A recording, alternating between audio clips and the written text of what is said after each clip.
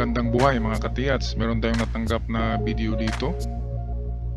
Ating mga katiyats na nagipagsapalaran sa paghanap ng mga nakabaon na Yamashita treasures. Meron na silang nahukay. Sa palagay kong lalim na yan ay nasa 5 meters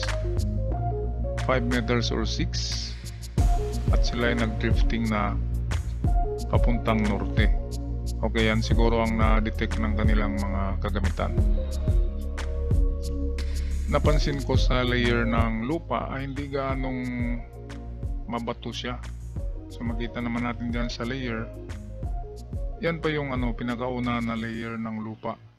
So pagdating niyan sa mga 7 to 8 meters, kapag makasalubong kayo dyan mga katiyats ng medyo kulay blue na layer na bato na medyo malambot lang, ang ibig sabihin yan ay natural layers yan kapag blue, yung bluish at medyo siya na bato, malambot lang. Kaya kung ganyan ang makita nyo, mag-detour kayo or mag-iba ng direksyon, hanapin nyo yung malambot na lupa na hindi blue. Kasi ang lupa sa ibabaw ay may pagka-brown yan, so dapat brown lang ang susundan na lupa, kasi ang brown na lupa yun ang backfill. At yung kulay blue na layer, yun ay natural layer ng lupa sa ganyang klaseng surroundings. Kapag ganyan na kulay na lupa na medyo may pagka-brown or may pagka-pula, ang susunod niya na layer ay yung kulay gray or blue soil na matigas na parang bato. At kapag yun ang natumbok nyo, mag-detour kayo mga katiyats, hanapin yung malambot na parte diyan sa inyong hukay at yun ang sundan. Okay, at dito sa unahan meron silang mga nakikitang mga iba't ibang klaseng bato. Atin to bigyan ng kahulugan. Sandali. Okay, ito yung mga bato na nakuha doon nila katiyats. Magkikinis ang mga kasama niyan. Yan ay nakuha doon sa kanilang drifting, yung nakita natin kanina sa video. Tingin ko nasa 6 meters na sila or 5 meters or 6, dyan lang na lalim.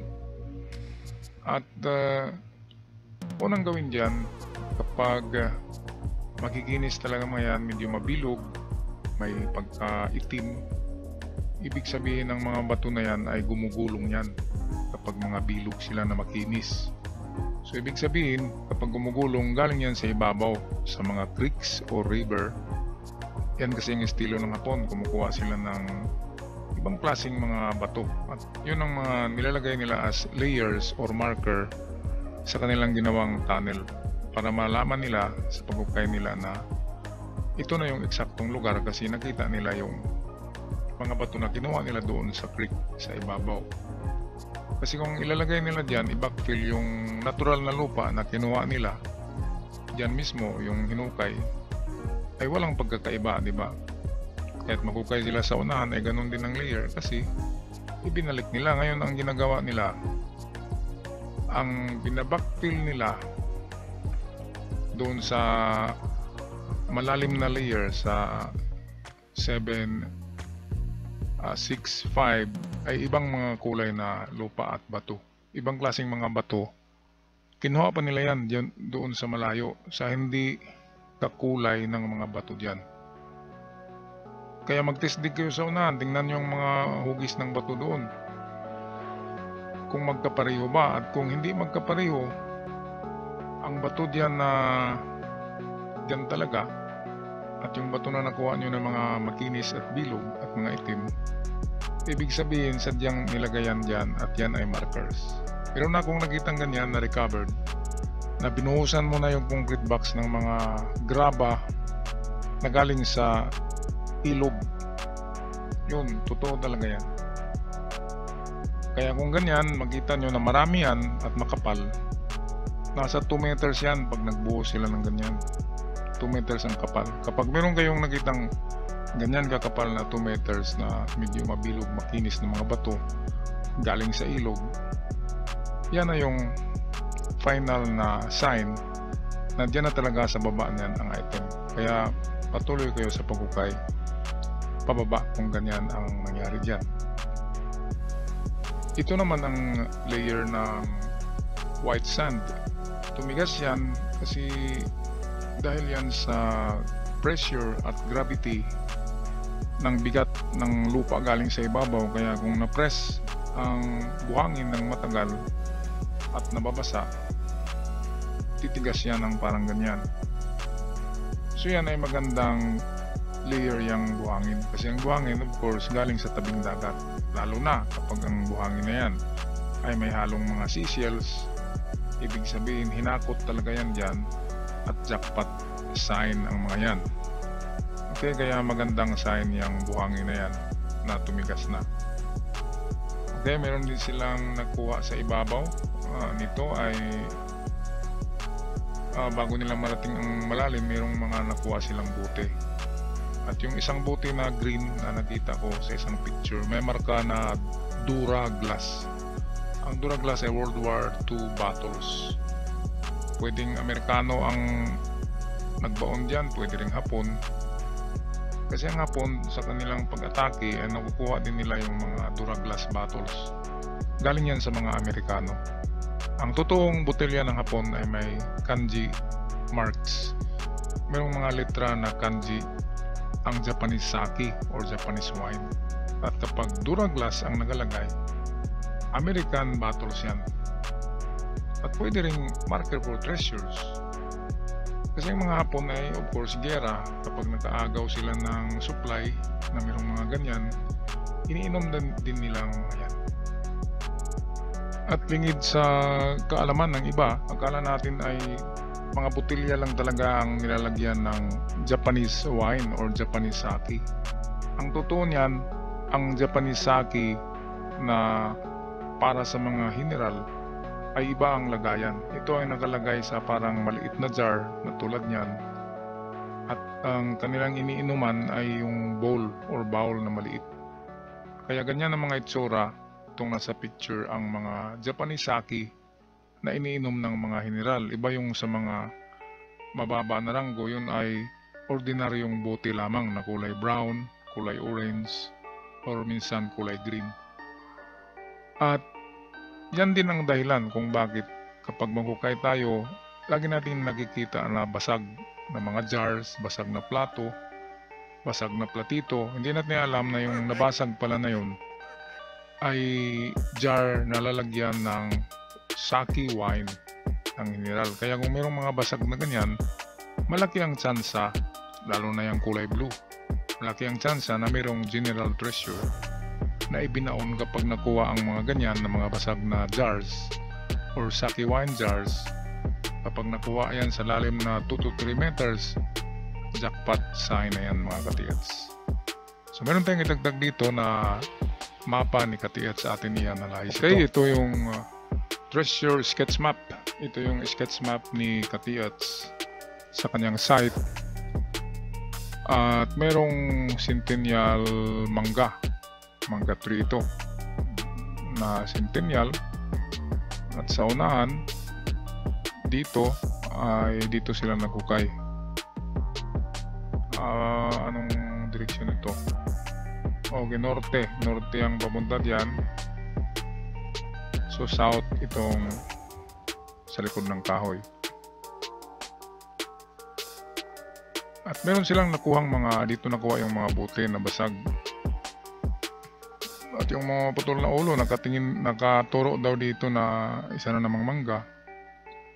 Pero hindi tayo sigurado diyan na ang mga basag na bote ay merong pang direksyon yan kasi basag na yan eh.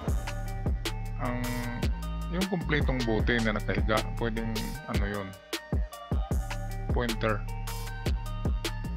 Okay, so dito ipagpatuloy nyo lang kung saan nyo nakuha itong mga basag na bote. Yung mga bote naman na pinakita nyo ay mga World War II battles. At merong chance na merong makuha diyan na item. Okay, kaya hukay lang kayo. 5 to 6 meters ang lalim. At kung walang makitang maganda, tigil nyo na kasi mapanganib na ang malalim na hukay. At hindi lang mapanganib, magastos. Okay, so ngayon dahil narito ang kahoy. Ang kahoy dyan ang pinaka-marker. Kasi ito'y Centennial mangga, so pwedeng ito talaga ang marker niya. Ngayon, ang unang hanapin nyo dyan, kung ang mangga na yan ay mayroong nilagay na item. So ito yung mangga. Kung mayroong item na nilagay dito sa malapit sa kanya or sa kanya mismo, okay, kunin niyo muna ang kanyang bearing sa compass. So ayan. Ayon sa inyong sketch ay ito'y east at west. Ako kung maghanap ako ng treasure sa mga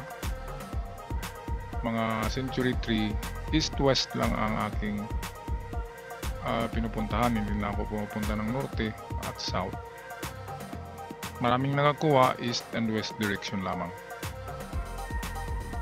Okay, so ngayon ang unang tirahin nyo ay ang east.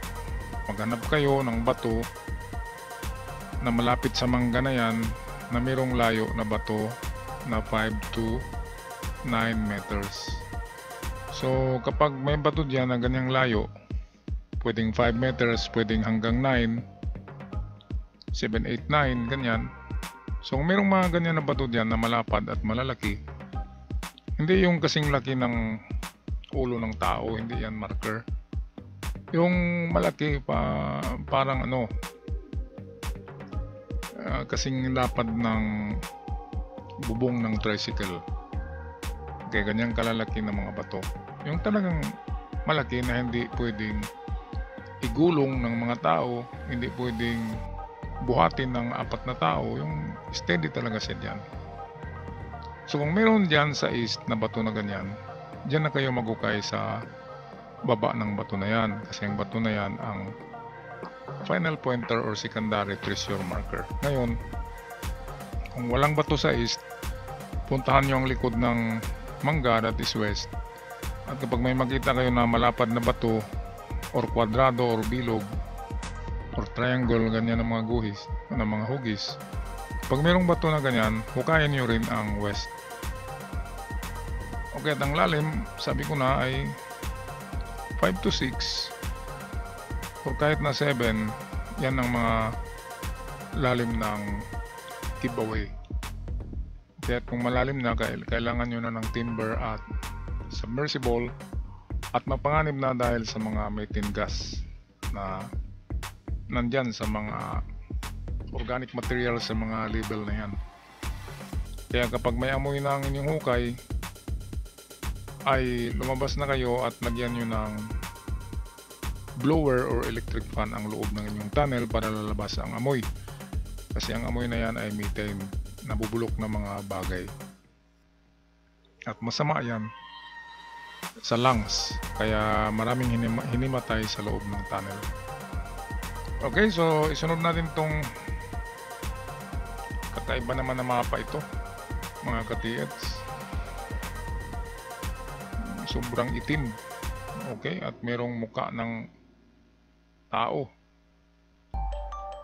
Okay, pwedeng ang muka ng tao na yan, pwedeng ito yung nag-symbolizes ng east. So pwede siyang east dahil meron siyang mga itong nagaganyan, no? So ngayon, unang hanapin nyo dyan sa lugar nyo, dyan sa Norsagaray ang nakalagay dyan, no? Unang hanapin nyo dyan sa Awitan Creek ay harap kayo sa east. Dito kayo nakatayo sa may creek, tapos harap kayo dyan sa east, dyan, yan, nakaturo yan, at puntirin nyo ang east. Ngayon sa bandang kanan ng east, bandang kanan mo ay mayroong nakalagay dyan, at ito ang hanapin nyo. Yan, ngayon walang distansya yan, kaya estimate lang natin yan. Okay, kung ginamitan yan ng itong scale na 1:1000, siguro ang layo niyan ay nasa, galing dito sa creek, siguro ang layo niyan ay nasa 200 meters. Estimate ko lang yan. Kaya 200 meters pataas na layo. Malapit na yan sa ano ng bundok, sa paanan. Kasi itong nakaganito, bundok ito. Yan, so sa paanan ng bundok, nandyan ang bato, ito bilog yan. Oh. May marka siya na ganyan. Na Y4. Ganyan na marka. So yung marka na yan, treasure tunnel ang ibig sabihin yan. So merong tinakipan dyan na entrance. Dyan lang mismo sa bato na yan. Ngayong pangalawang marker na nagturo dyan, na dyan talaga ay dito. Ito'y pagong ito na nakatago. Pagong yan, nilagyan nila ng numero na ano ba yan, 193 or 1943. So ang pagong na yan ay nakaharap yan doon mismo sa bato na may Y4. So ito yung nakaharap dyan. Kaya ito ang deposito. Kaya hanapin nyo lang ang bato dyan na mayroong marka na ganito. Y4, yan, ganyan na marka. Kapag nakita nyo ang bato na yan, dyan kayo magukay sa harapan ng bato. So dito mismo, dito na banda ang hukay. Ngayon itong dito, pwedeng giveaway ito. Pag nakita nyo yan, tabing creek lang yan. Yan yung ganyang marka dyan. Pag may nakita kayong bato na may ganyang marka, hukayin nyo ang ilalim niya. Giveaway lang itong dito kasi malapit siya sa creek. So itong medyo nasa itaas, malapit sa bundok, yan ay medyo big deposit yan kasi malayo na siya sa creek. At siya din ang tinuturo ng pagong. Okay, magandang ano yan, marker kung legit man ito na mapa. Okay, so hanggang dito lang ako mga katiyats. Maraming salamat sa panonood at pagsubaybay sa ating channel. Hanggang sa muli, paalam at ingat kayong lahat.